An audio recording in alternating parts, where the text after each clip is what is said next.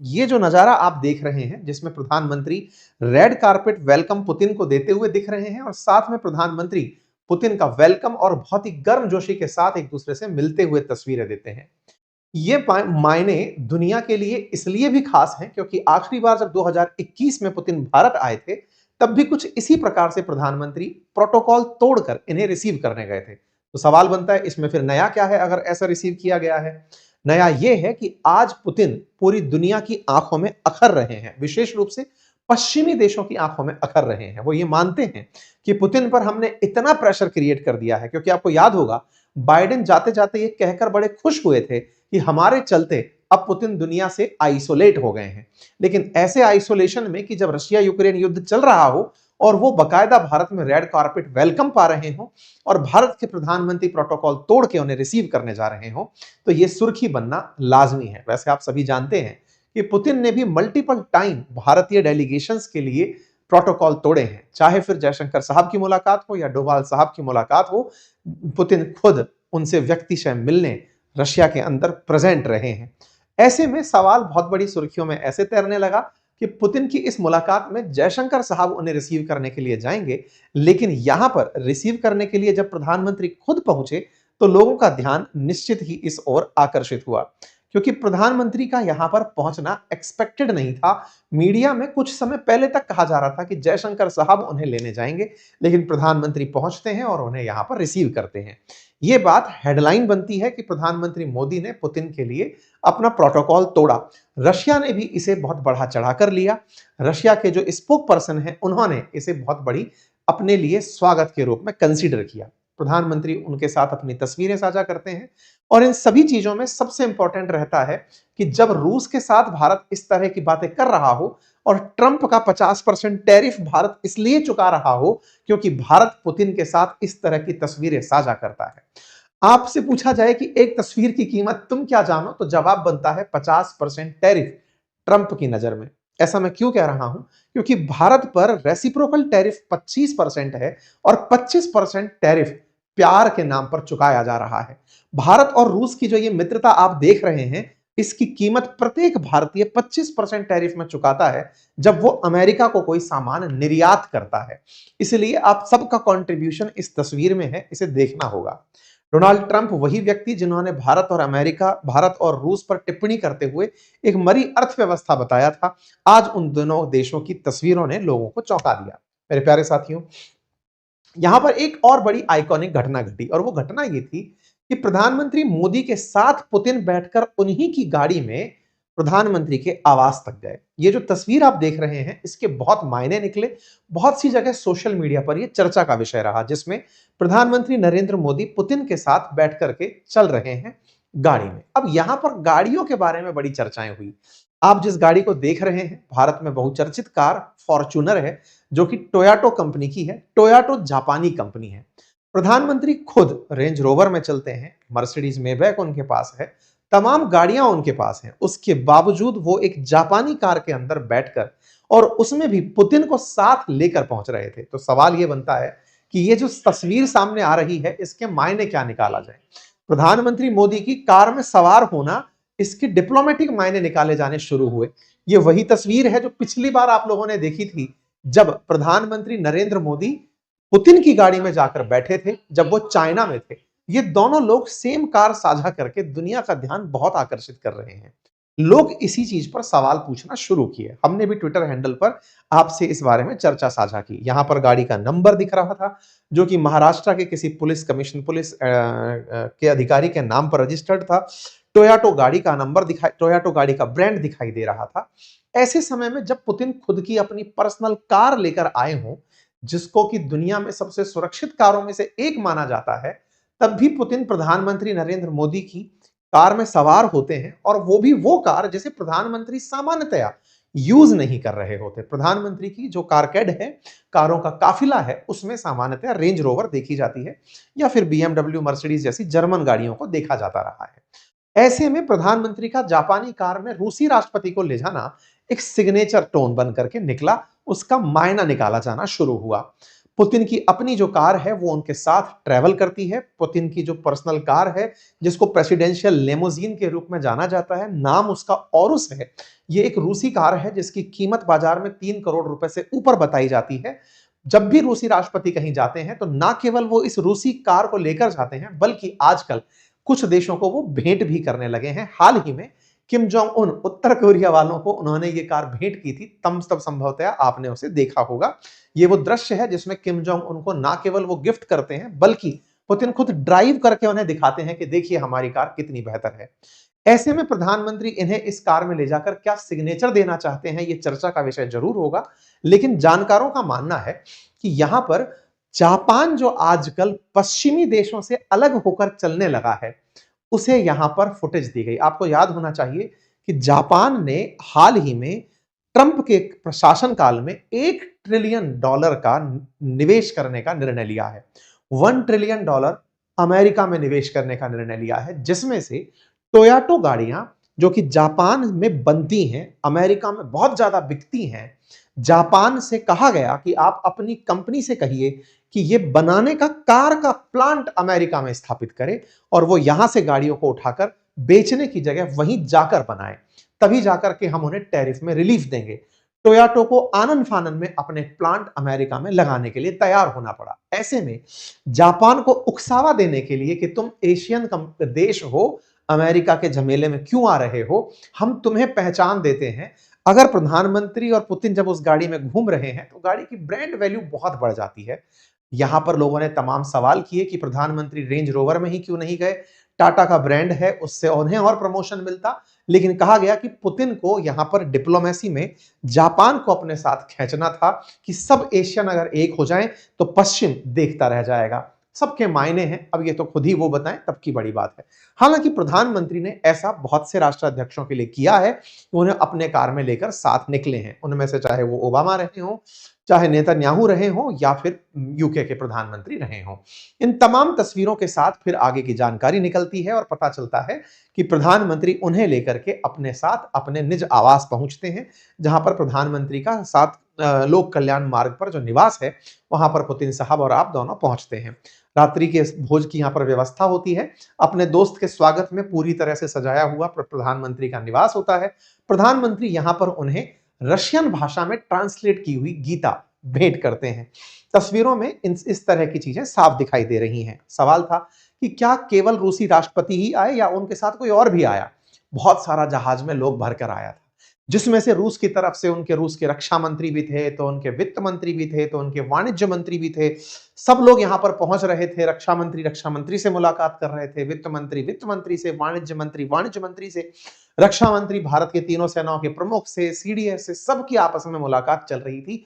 यानी कि ये बिल्कुल वैसे ही है कि साहब केवल दूल्हा ही नहीं आया, दूल्हे के साथ दूल्हे के पापा, दादा, मामा, मौसा सब चल करके बारात में आए हैं। ऐसे ही केवल पुतिन नहीं आए, पुतिन का पूरा कैबिनेट उठकर इंडिया आया है। बड़े सारे व्यवसायी पहुंचे हैं और सभी लोग अपने अपने स्तर की वार्ताओं में बिजी हैं, जिन्हें आप कुछ तस्वीरों के माध्यम से देख सकते हैं। इन तमाम तस्वीरों में वाणिज्य मंत्री के साथ मुलाकात हो या वित्त मंत्री के साथ मुलाकातें हो, रक्षा मंत्री के साथ मुलाकातें हो, इनकी तस्वीरें बाहर निकल कर आती हैं। सब अपने समकक्ष अधिकारियों से, मंत्रियों से बातचीत करते हुए दिखाई पड़ते हैं। कृषि मंत्री के स्तर पर कृषि मंत्री से भी बातचीत होते हुए दिखाई पड़ते हैं। इसी प्रकार से जब यहां से दिन की शुरुआत होती है अगले दिन की, तब रूसी राष्ट्रपति का भारत के राष्ट्रपति भवन में स्वागत सम्मान कार्यक्रम रखा जाता है। पुतिन यहां पर पहुंचते हैं और एक बहुत ही आकर्षक दृश्य देखने को मिलता है। जब पुतिन यहां पर खड़े हुए ये जो एक अधिकारी हैं जिन्होंने सल्यूट प्रेषित किया था, उनके साथ हैंडशेक करते हैं। सामान्यतया इस विषय पर चर्चाएं कम होती हैं, लेकिन लोगों ने कहा कि चूंकि आप एक सेना के अधिकारी रहे हैं, गुप्तचर एजेंसी के अधिकारी रहे हैं खुद पुतिन, ऐसे में उन्हें सेना के जवानों का सम्मान करना आता है। सामान्यतः राष्ट्रपति भवन में जो इस तरह से पूरी परेड को दिशा दे रहे अधिकारी होते हैं, ये उच्च श्रेणी के उच्च पद पे बैठे हुए अधिकारी होते हैं। लेकिन बहुत बार विदेशी अतिथि जब आते हैं तो वो उनके साथ हैंडशेक करने की जगह सल्यूट करके या फिर केवल अभिवादन करके आगे बढ़ जाते हैं। लेकिन यहां पर रूसी राष्ट्रपति ने उनके साथ हाथ मिलाया, लोगों ने इसकी बहुत तारीफ की। इसके बाद में फिर समय आता है आपको गार्ड ऑफ ऑनर देने का, 21 तोपों की सलामी देने का। रूसी राष्ट्रपति को राष्ट्रपति भवन में 21 तोपों की सलामी दी जाती है। बिल्कुल कन्वेंशनल अंदाज में घुड़सवार जो लोग हैं उनके प्रेजेंस में प्रॉपर तरीके से आपको रूसी राष्ट्रगान के साथ में 21 तोपों की सलामी के साथ में स्वागत गार्ड ऑफ ऑनर का दिया जाता है। ये एक प्रकार से अतिथि को दिया जाने वाला वो सम्मान है कि आपका हमारे देश में स्वागत है। देश का राष्ट्रपति, हमारे देश का राष्ट्रपति श्री द्रौपदी मुर्मू जो हैं, वो हमारे देश की प्रथम नागरिक भी हैं। तो प्रथम नागरिक दूसरे देश के प्रथम नागरिक का स्वागत कर रहा है। इस पूरी घटना का सेरेमोनियल मतलब ये निकाला जाता है कि आप किसी भी देश के जब राष्ट्रपति का स्वागत राष्ट्रपति से करवाते हैं तो देश का प्रधान एक दूसरे से मिल रहा है। मतलब खुद प्रधानमंत्री भी भारत के राष्ट्रपति के लिए जिम्मेदार हैं कि हाँ भाई हमको राष्ट्रपति के सामने जाना है, कुछ उस तरह से है। ठीक है, तो यहां पर इनकी मुलाकातें होती हैं और इस मुलाकात के मायने निकलते हैं। जिम्मेदार से अर्थ कॉन्स्टिट्यूशनल तरीके से मत निकाल लीजिएगा, मेरा मतलब है हायरार्की में सम्मान में राष्ट्रपति भारत के अंदर प्रधानमंत्री से ऊपर आते हैं। ठीक है सर, यहां पर ये तस्वीरें बाहर निकल कर आती हैं। तस्वीरों के साथ साथ फिर पुतिन राजघाट जाते हैं और अपनी तरफ से महात्मा गांधी जी को ट्रिब्यूट पे करते हैं।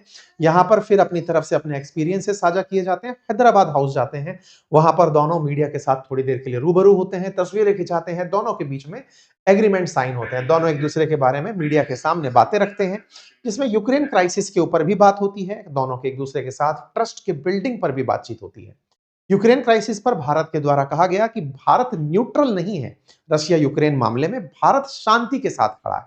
आपको याद होगा 2022 से ही भारत ने डिप्लोमेसी, डायलॉग और पीस, ये 3 शब्द ऐसे पकड़े हुए हैं कि रशिया यूक्रेन में हम किसके साथ हैं? बोले साहब हम शांति के साथ हैं। शांति पीस से कहा गया है, शांति, डिप्लोमेसी, डायलॉग, हम इन 3 चीजों के पक्षधर हैं। ना हम रशिया के पक्षधर हैं, ना हम यूक्रेन के पक्षधर हैं। बिल्कुल उसी तरह से हमने फिर इस बात को दोहराया। पुतिन इस बात से मतलब खुश थे, लेकिन भारत का कोई यहां पर ऐसा स्टैंड नहीं था कि हाँ साहब आप बहुत बढ़िया कर रहे हो, यूक्रेन के साथ जमीन छीन लो। हमने कुछ ऐसा बयान नहीं दिया। ठीक है, एक दूसरे की तारीफ में बढ़िया बढ़िया बातें होती हैं, याद किया जाता है दोनों देशों के बीच में 25 साल हो गए हैं। इंटरेस्टिंग बात है, दोनों देशों के डिप्लोमेटिक रिलेशन के 25 साल हो गए हैं। 25 साल पहले इन रिलेशंस को शुरू करने वाले भी पुतिन ही थे, 25 साल बाद भी आप 25वीं एनिवर्सरी बनाने वाले भी पुतिन हैं। और अगर ये जो दवा लेने की सोचते हैं जिससे ये अमर हो जाएं, तो शायद 50वीं सालगिरह भी बनाते हुए पुतिन ही दिखाई दें। ये एक सरकाजम भी हो सकता है और एक शुभकामना भी। सरकाजम इसलिए पुतिन 25 साल से सरकार में बने हुए हैं। सरकार में बने रहने में आपको अपोजिशन के साथ में क्या व्यवहार रखा जाता है, वेस्टर्न मीडिया आपको तानाशाह की तरह प्रेजेंट करता है कि आपके सामने कोई खड़ा ही नहीं हो पाता।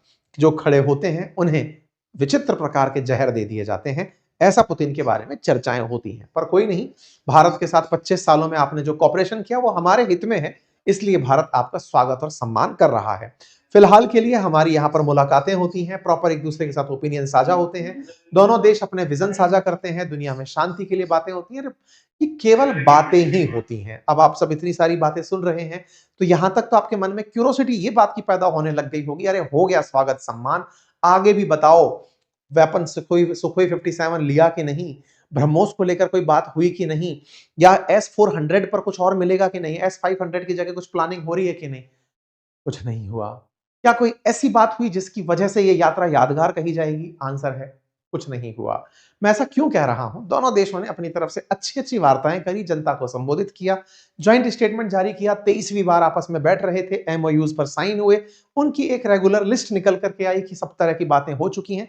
उन तमाम बातों में मैन पावर मोबिलिटी की व्यवस्था, health care, medicine, food safety standard, जहाज निर्माण, समुद्री सुरक्षा, कृषि और फर्टिलाइजर, परमाणु ऊर्जा सहयोग, कुडानकुलन में और ऑलरेडी रशिया द्वारा एशिया का सबसे बड़ा परमाणु रिएक्टर भारत में बनाया जा रहा है, तो उसकी चर्चाएं फिर से हुई। कुल मिलाकर के इन सब बातों में केवल बातें ही थी, कोई भी ऐसी चीज नहीं थी जो हेडलाइन बनती।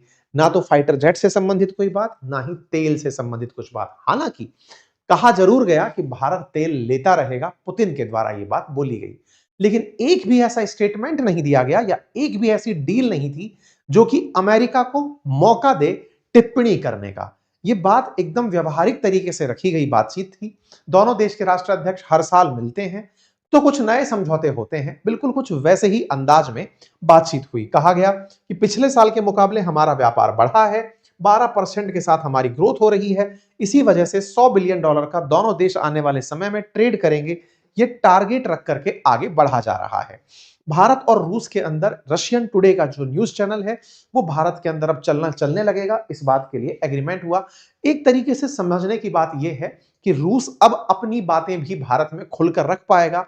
एक रूसी मीडिया चैनल भारत में अब ऑपरेट होने लगेगा, क्योंकि भारत में स्पुतनिक को, रूसी रशियन टाइम्स को खूब देखा जा रहा है, तो रूस इस काम के लिए भारत के साथ मिलकर आगे बढ़ रहा है। खैर, एक और चीज जो बाजार के लिए इंपॉर्टेंट थी वो ये कि अब रूस के भी जो इन्वेस्टर्स हैं वो भारत के निफ्टी 50 के अंदर इन्वेस्ट कर सकेंगे, यानी कि नेशनल स्टॉक एक्सचेंज में इन्वेस्ट कर सकेंगे। कुल मिलाकर के बातचीत साधारण थी, कोई भी ऐसा पॉइंट बाहर नहीं निकल कर आया जो कि वाव फैक्टर लेकर आए या फिर रिएक्शनरी चीजें लेकर आए।